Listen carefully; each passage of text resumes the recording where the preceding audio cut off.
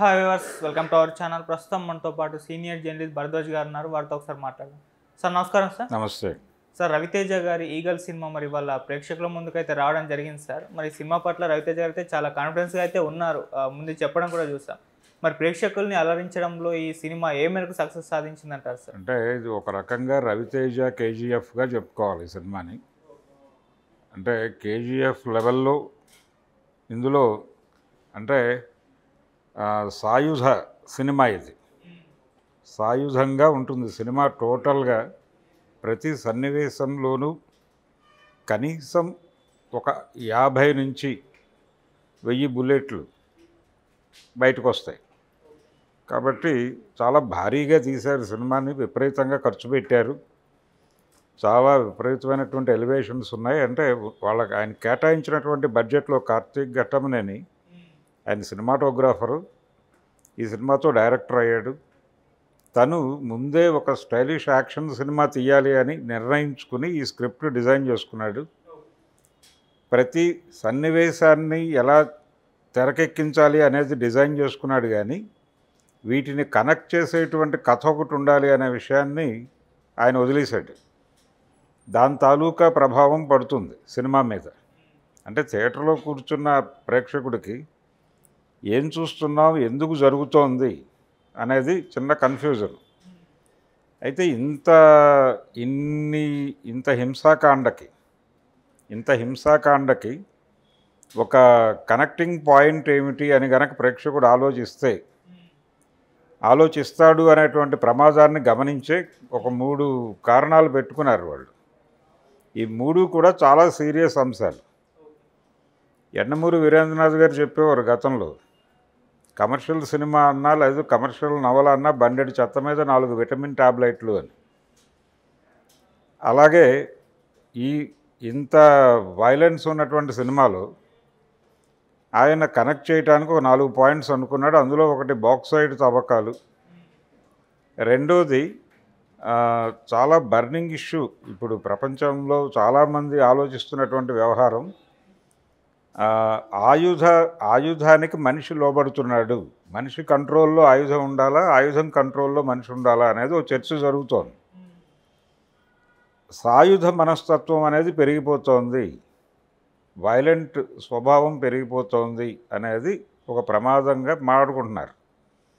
అంటే వెపన్ వ్యామోహంలోకి వెళ్ళిపోతున్నాడు మనిషి అనేది ఓ చర్చ జరుగుతోంది. దాన్ని కూడా ఈ సినిమాలో పెట్టుకున్నాడు ఆయన. వీటితో పాటు చేనేత రైతుల సమస్యలు కూడా తీసుకున్నాడు. అయితే ఈ 3 మీద ఎక్కడా సీరియస్గా కమిట్ అవ్వలేదు డైరెక్టర్. ఈ 3 అట్లా ఒక ఎలిమెంట్స్గా వాడాడు తప్ప 3 చాలా సీరియస్ అంశాలే. ఈ బాక్సైడ్ తవ్వకాలకు సంబంధించి విశాఖ మన్యంలో చాలా పెద్ద పోరాటమే జరుగుతోంది. దాని వలన అక్కడ ఆ కొండల్ని తవ్వేస్తే, బాక్సైడ్ కోసం కొండల్ని తవ్వేస్తే అక్కడ వాటి మీద నివాసం ఉంటున్నటువంటి గిరిజనులు నిర్వాసితులు అవుతారనేది ఒకటే ఇష్యూ కాదు. అది ఒక క్యాచ్మెంట్ ఏరియాగా ఉపయోగపడుతుంది. వర్షం పడినప్పుడు ఆ నీళ్ళని క్యాచ్మెంట్ ఏరియాగా అది ప్రిజర్వ్ చేసి ఒక నది పారుతోంది, గోస్తని నది అంటారు దాన్ని. ఆ నది నీళ్ల మీద ఆధారపడి విశాఖపట్నం వాసుల మంచినీటి అవసరాలు కొంతమేరకు అది తీరుస్తోంది. ఇప్పుడు అవి పూర్తిగా తవ్వేస్తే అది ఆగుతుంది. ఆ ప్రమాదం ఉంది అని ఎవరు చెప్పినా ప్రభుత్వాలు ఆగటం లేదు, అది నడుస్తోంది. ఆ ఇష్యూని కూడా ఈ సినిమాలో టచ్ చేశాడు. కానీ లోతుల్లోకి వెళ్లకుండా పైన తడిమి వదిలేశాడు. అది కొంచెం ఇబ్బంది కలిగిస్తుంది ఆడియన్స్కి. అలాగే చేనేత కార్మికులు, లేకపోతే చేనేత పత్తి రైతులు, వాళ్ళ సమస్యల గురించి మాట్లాడే ప్రయత్నం చేశాడు. ఆ ప్రయత్నం కూడా సిన్సియర్గా జరగల. అసలు ఎందుకు జరుగుతోంది, ఎక్కడ నష్టం జరుగుతోంది రైతులకి అనే యాంగిల్ అసలు వెళ్ళలేదు అతను. దాన్ని కూడా అలా తడిమి వదిలేశాడు. పైగా ఈ రైతులకు సంబంధించిన, చేనేతకు సంబంధించిన ఒక వార్త పేపర్లో పబ్లిష్ అయితే దాని మీద కేంద్ర ప్రభుత్వం రెస్పాండ్ అయ్యి ఒక ప్రత్యేకమైనటువంటి సిట్ లాంటి ఒక బృందాన్ని పంపించి ఆ వెనకాల సైన్యాన్ని కదిలించి అంత హడావిడి జరిపేంత ఏముంది సినిమాలో, దానికి సంబంధించి హీరో కంట్రిబ్యూషన్ ఏమిటి, అనే దానికి సంబంధించి ఎక్కడా క్లారిటీ లేదు. టోటల్ సినిమా ఆయన ఒక కేజీఎఫ్ లాంటి సినిమా చూపించాలి అనుకున్నాడు ఆడియన్స్కి, అది చూపించేశాడు. Okay, no problem. ఆ ఏరియాలో అతను కాన్ఫిడెంట్గా తీసాడు. రవితేజ కూడా చాలా ఎనర్జెటిక్గా కనిపించాడు తెర మీద. సపోర్టింగ్ క్యారెక్టర్స్లో నవదీప్ లాంటి వాళ్ళు చాలా బాగా సహకరించారు అతనికి. అలాగే ఈ సినిమాలో ప్రత్యేకంగా చెప్పుకోవాల్సినటువంటి క్యారెక్టర్ ఆ ఊరు ఎమ్మెల్యేగా నటించినటువంటి అజయ్ ఘోష్ గురించి. తను సినిమాకి చాలా ఎన్హాన్స్ చేశాడు.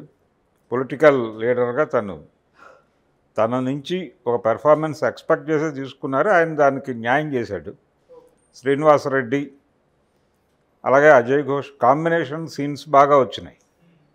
కొంత ఎంటర్టైన్ చేయగలిగాడు అతను. అంటే సీరియస్గా ఉంటూనే ఎంటర్టైన్మెంట్ కూడా పంచగలిగాడు. రవితేజ సినిమా అంటేనే ఎంటర్టైనింగ్ హీరోయిజంకి ఆయన బ్రాండ్ అంబాసిడరు తెలుగు సినిమాకి సంబంధించి. ఆయన తరహా ఎంటర్టైన్మెంట్ ఆయన క్యారెక్టర్లో ఏమీ లేదు. ఆయన చాలా సీరియస్ కేజీఎఫ్ హీరోలాగానే ఉంటాడు.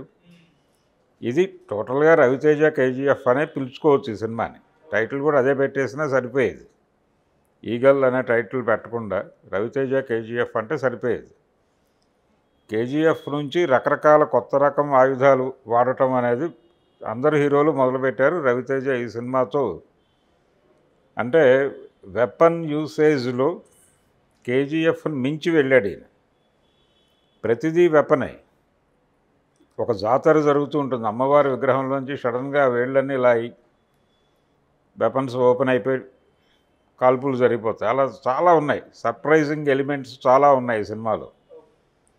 ఇక్కడి నుంచి బుల్లెట్లు వస్తున్నాయంటే అక్కడి నుంచి బుల్లెట్లు వస్తున్నాయనే కన్ఫ్యూజన్ ఉంది. రెండవది, ఇతను ఏదైనా మెకానిక్గా ప్రతి దానిలోనూ వెపన్స్ పెట్టాడు. చివరికి జీపు టైరుల్లో వెపన్స్ పెట్టేసి కాల్పులు జరిపేదాకా వెళ్ళాడు డైరెక్టర్.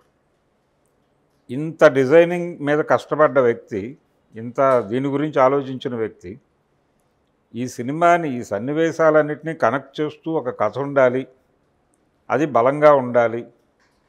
మనం తీసుకున్న ఎలిమెంట్స్ ఏవి మామూలు ఎలిమెంట్స్ కాదు. వాటికి సంబంధించి ఆల్రెడీ చాలా సామాజిక చర్చ జరుగుతోంది సమాజంలో. అనేక సంఘాల ఏరియాలో పనిచేస్తున్నాయి. వాళ్ళతో ఒకసారి మాట్లాడాలి, దాన్ని కొంచెం సీరియస్గా నడపాలి అనేటువంటి నిజాయితీ కొరవడింది. దాంతో చాలా సీరియస్ విషయాలని వెటకారం చేసినట్టుగా అనిపిస్తుంది. ఆ అంశాలతో కనెక్ట్ అయ్యి ఉన్నటువంటి లేదు రెగ్యులర్గా ఆ అంశాలని ఫాలో అవుతున్నటువంటి సీరియస్ రీడర్స్ కూడా సినిమాకి వెళ్తారు. వెళ్ళిన వాళ్ళకి ఈ డైరెక్టర్ వెటకారం చేశాడు ఈ అంశాలని అనిపించే ప్రమాదం ఉంది. అందుకని అది ఒక ఇబ్బందికరంగా తయారైంది సినిమాకి. అక్కడ ఒక సీనియర్ రైటర్ని ఎవరన్నా కూర్చోబెట్టుకుని కొంచెం ఆ ఏరియాలో వర్క్ చేసుంటే ఇంకొంచెం బెటర్ సినిమా అయి ఉండేది. అందుకని ఫస్ట్ హాఫ్ చాలా ఇబ్బంది పెట్టాడు. అంటే ల్యాగ్ ఉంది, ఎలివేషన్స్ మీద ప్రధాన కేంద్రీకరణ నడిచింది ఫస్ట్ హాఫ్ అంతా. సెకండ్ హాఫ్లో కథ చెప్పడం కోసం సిద్ధపడ్డాడు, కానీ ఆ కథలో అనేక లోపాలు నడిచినాయి. ఇలా ఒక మిక్స్డ్ వెజిటబుల్ కర్రీ లాగా తయారైంది సినిమా. కానీ తను అనుకున్నటువంటి ఏరియాలో స్ట్రాంగ్గానే నిలబడ్డాడు డైరెక్టర్. మిగిలిన ఏరియాల్లో కూడా ఆ బలాన్ని ప్రదర్శించుంటే కొంచెం బెటర్ సినిమా ఇవ్వగలిగి ఉండేవాడు రవితేజకి.